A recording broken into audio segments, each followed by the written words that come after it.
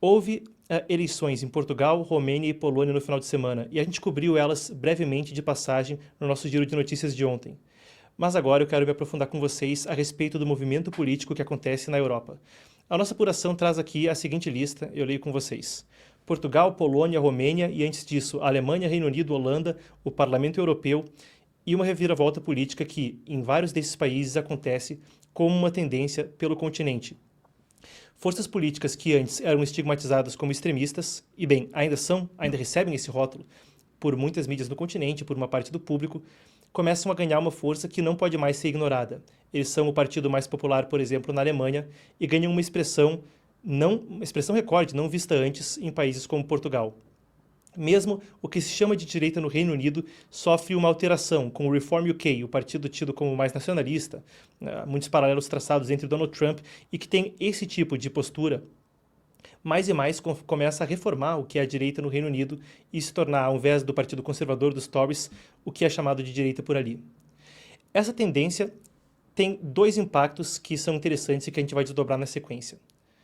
Um deles é que líderes à esquerda do espectro político mais e mais começam a adotar medidas que não seriam esperadas deles anos atrás. Keir Starmer no Reino Unido e a postura dele, tanto nas redes sociais quanto na política migratória, podem ser um exemplo.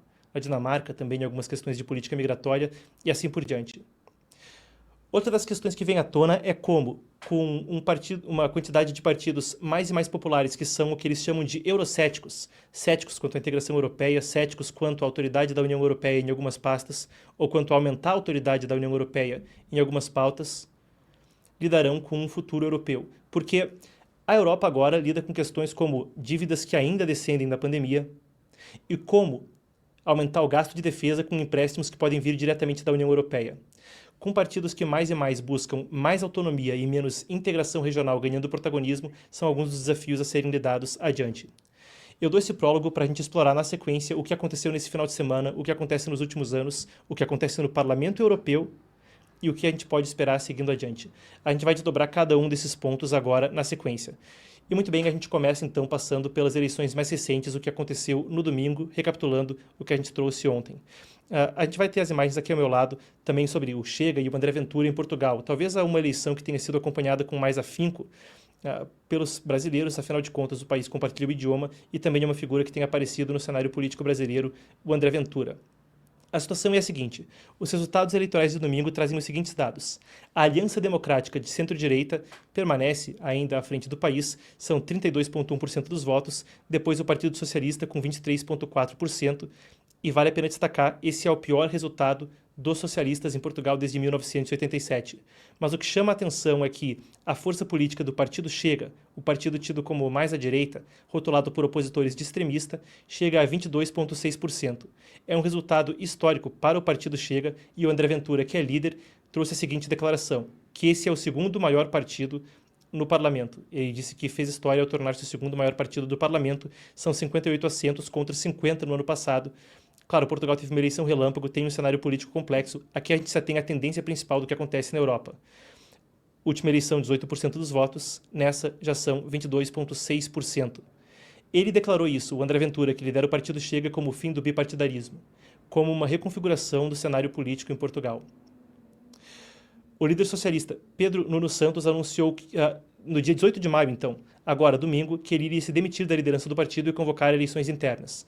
É um resultado onde, enquanto os socialistas têm muito a repensar em Portugal, colocando nesses termos, pelas próprias palavras do Pedro Nuno Santos, então o líder do partido, e vão fazer eleições internas, reformular sua liderança, o Partido Chega o Partido Chega a um sucesso histórico. O Partido Chega atinge um sucesso histórico. Nos últimos 50 anos em Portugal, a liderança política tem se alternado entre os social-democratas e o Partido Socialista. Isso, com uma reconfiguração no parlamento, começa a mudar esse cenário. Indo de Portugal para a Polônia. É um cenário muito complexo, mas basicamente traz os seguintes dados. Eles vão agora para um segundo turno que deve acontecer em junho. O candidato que tem uma proposição de maior integração europeia, de maior continuidade do atual governo, Rafał, o polonês é complicado de pronunciar, pessoal, vocês vão acompanhar comigo. Rafał Trzaskowski chegou a 31,4% dos votos, ele atualmente é prefeito de Varsóvia, daria continuidade ao atual governo, que tem uma política menos cética à União Europeia, de maior integração regional, iria seguir com uma coalizão que é centrista, mas tem o apoio da esquerda ali, a do primeiro-ministro Donald Tusk. O oponente dele, o Karol Nawrocki, conseguiu 29,5% dos votos. Ele seria o sujeito considerado mais conservador, mas ainda de um partido mais tradicional. Isso é o cenário, 31,4% para o sujeito da continuidade, da integração europeia, de uma coalizão que, enquanto não pode ser classificado como algo lá muito esquerdista, tem um caldo de social-democracia. Contra, então, Karol Nawrocki com 29,5% dos votos. Mas vocês percebem que são percentuais pequenos. E isso não conta a história completa do que foi essa eleição, porque também houve uma votação muito expressiva de um candidato inesperado, dois candidatos inesperados ainda mais à direita do que Nawrocki, esse que seria o mais à direita entre os dois que devem disputar o segundo turno. A situação é que partidos considerados anti-establishment tiveram uma votação histórica. Sławomir Mencen, que é o candidato do Confederacja, também traduzido como Confederação apesar da dificuldade do polonês ficou fácil. O Confederação obteve, terceiro lugar, 14,8% dos votos, e de forma destacada conseguiu 36,8% dos votos entre os jovens. Isso vem também com muitos eleitores falando de desilusão com o establishment político tradicional do país. E Mencen é um sujeito, esse que ficou em terceiro lugar, é um sujeito que, claro, tem um ceticismo à União Europeia maior, políticas muito assemelhadas a outros partidos rotulados, como queira, nacional-populista, extremista, ao longo da Europa. Esse foi um fenômeno, a Romênia também é um caso que tem suas complexidades e cada um desses casos tem uma nuance. Mas, no domingo, a Romênia também teve um embate aonde, apesar de não vencer, um candidato cético quanto à União Europeia teve uma votação expressiva. Isso vem depois de uma outra história que a gente teria que desdobrar num segmento inteiro. No primeiro turno, alegações de interferência russa. Creio até que a nossa apuração resgatou aí da Romênia. Aí, então, você vê os resultados. Nikos Ordan, ele que é o sujeito mais pró-União Europeia, venceu, mas com uma votação muito expressiva, mais do que em momentos anteriores, de um sujeito nacional populista. A gente vai usar esse termo como um rótulo simples para a gente entender o fenômeno político que a gente está descrevendo. Claro que tudo isso tem nuances, pessoal. Aí você vê Nikos Ordan, então, e aí o candidato de oposição derrotado. Isso vem depois de uma imensa reviravolta ao longo do primeiro turno, mesmo alegações de interferência russa, então tem alguma nuance nessa história. Mas, mesmo assim, se a gente volta mais atrás e se a gente tenta entender isso como uma tendência, o que acontece no final de semana, como uma tendência mais ampla, a gente vai encontrar o seguinte. Voltando mais atrás, a gente teve ainda aquela sequência de países que eu listei no começo. Reino Unido, Alemanha, Holanda e mesmo a Itália, que anteriormente já teve Giorgia Meloni chegando à liderança do executivo como primeira-ministra. Agora, a gente destaca alguns dos casos nessa onda. O AfD e o Reform UK, em duas grandes potências europeias, têm também causado alvoroço no establishment político europeu. Então, o Reform UK era muito associado ao Brexit Party, as pessoas que pediam pela saída do Reino Unido da União Europeia.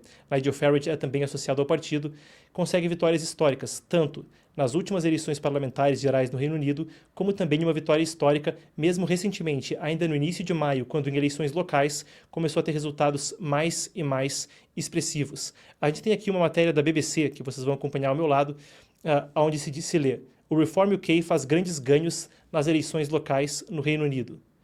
Uma coisa similar foi vista também na Alemanha. Vocês vão ver aqui ao lado, isso é uma matéria da Reuters, onde se falava que o partido de extrema-direita, entre aspas, para a matéria, o AfD, Alternative für Deutschland, chega ao topo das pesquisas pela primeira vez, o que também dá um blow, dá um golpe, não golpe no sentido do golpe de Estado, mas dá um revés para Friedrich Merz, que então aguardava para assumir como chanceler.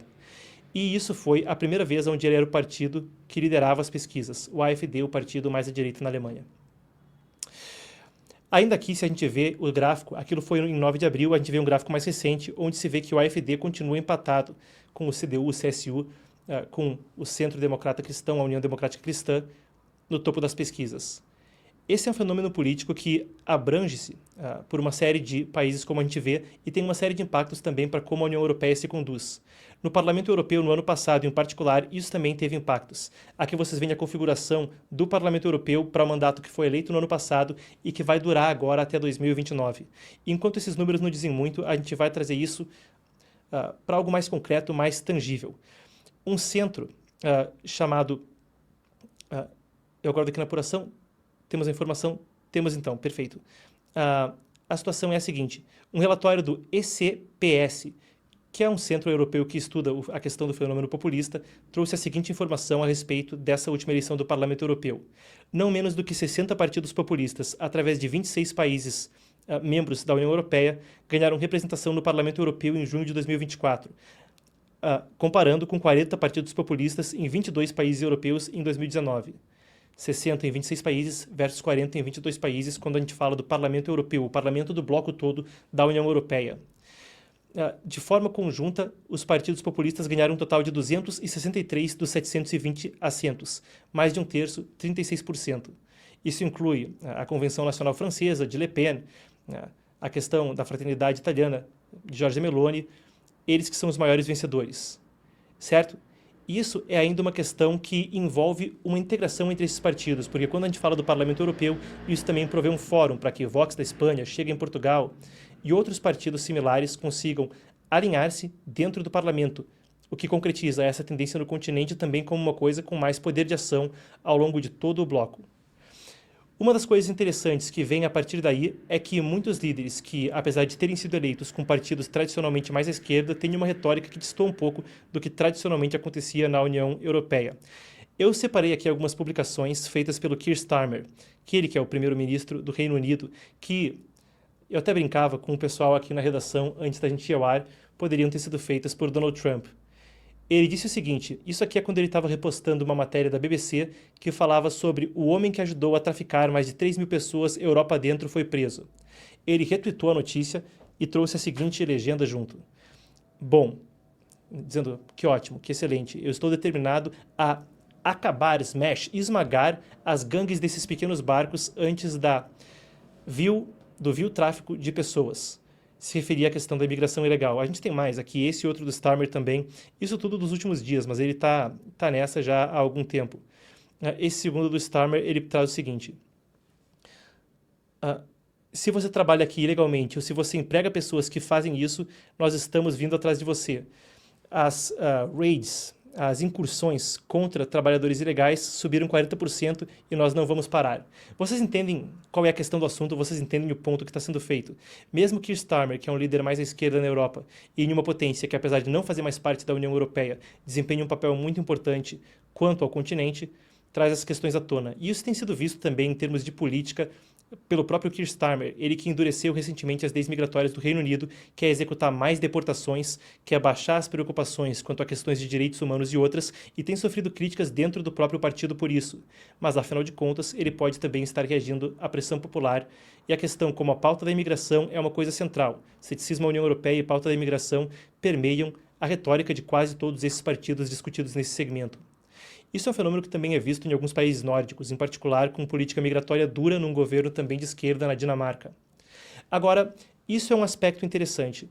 Líderes que não fazem parte desse espectro político respondendo à pressão popular e, claro, em lugares onde eles podem estar abrindo o olho para a possibilidade de não conseguir renovar seus governos, faz sentido. Mas existe um outro aspecto aí. E aqui nesse bloco, o nosso propósito não é apoiar ou não apoiar nenhum desses partidos. Não é uma questão de posicionar politicamente ou afirmar nenhum deles, mas uma questão da gente tentar entender o fenômeno político que acontece na Europa. Agora que a gente passou por isso e tentou entender esse fenômeno, a gente passa pelo seguinte. Isso pode impactar algumas das principais pautas que o bloco vai ter que endereçar. Não vai ter que se quiser ou pode endereçar. Duas das coisas mais prementes que afetam o bloco. Uma é a questão das dívidas e outra é a questão da defesa. Nas matérias que vocês vão ver aqui ao meu lado na sequência, a gente separa duas. Uma delas é da Reuters, que fala que o próximo orçamento da União Europeia tem que ser mais flexível, ter mais receitas, diz Ursula von der Leyen. A União Europeia, em especial na pandemia, fortaleceu muito as possibilidades de empréstimo para países do bloco. Fortaleceu muito a forma como financeiramente a estrutura acontece e também traz uma questão à tona, a de contribuições dos países para o bloco e a da capacidade da União Europeia financiar esses países no longo prazo. Quando havia aquele atrito quanto aos Estados Unidos e OTAN e a defesa da Europa depender dos Estados Unidos, ainda há poucos meses atrás, logo que Donald Trump assumiu o mandato, outra das questões era a defesa europeia. E a gente traz outra matéria aqui, essa do jornal britânico Financial Times, onde se lê: a União Europeia concorda em lançar empréstimos de 150 bilhões de dólares, é um esquema para empréstimos para a venda de armas. de financiamento para compras de defesa. Como a gente disse, são questões que são centrais para o futuro do bloco. Dívidas e defesa, e tudo isso envolve também a articulação em termos de financiamento e gastos. Se a gente volta lá atrás, mesmo na história dos Estados Unidos, o que a gente pode perceber é o seguinte: no início do país, no início dos Estados Unidos, quando da Guerra Revolucionária, havia uma questão federativa onde os estados tinham muito mais protagonismo nos seus próprios governos do que quando se falava de um governo federal. Havia mesmo ceticismo quanto ao estabelecimento de um governo federal como foi estabelecido. A situação naquela época era uma onde os impostos e a centralização federal vinham muito por causa de defesa, muito por causa de como os estados iriam pagar pelas dívidas da Guerra Revolucionária.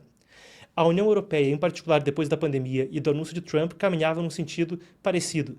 E mesmo se começou a ouvir falar analistas dizendo sobre uma federalização maior da Europa e um protagonismo maior da União Europeia. Vocês entendem que esse era o cenário, mas quando a gente resgata o que a gente discutiu a respeito agora, de muitos desses partidos, que apesar de terem nuances e suas próprias características, divergências em alguns pontos, em geral têm uníssono a respeito de menos imigração e uma autonomia maior quanto à União Europeia. Uma autonomia maior quanto à União Europeia. Essas eram forças rotuladas como extremistas ou como alternativas, e enquanto ainda recebem esses rótulos, se tornaram uma parte tão integral da política, uma participação popular que passa de 1/5, 1/4, 1/3, por vezes, da política europeia. Bem, eles estão com uma agenda que não converge para uma maior federalização e um maior protagonismo de Bruxelas, pelo contrário, para um maior protagonismo das nações. Mas as dívidas da pandemia e o desafio conjunto contra a defesa permanecem. Como a Europa vai navegar esse desafio é o que a gente aguarda para ver. Muito bem, a gente cobriu agora a ascensão direitista na Europa e alguns dos desafios que pairam, enquanto eles ainda são minoritários, conseguem uma posição muito expressiva dentro do bloco.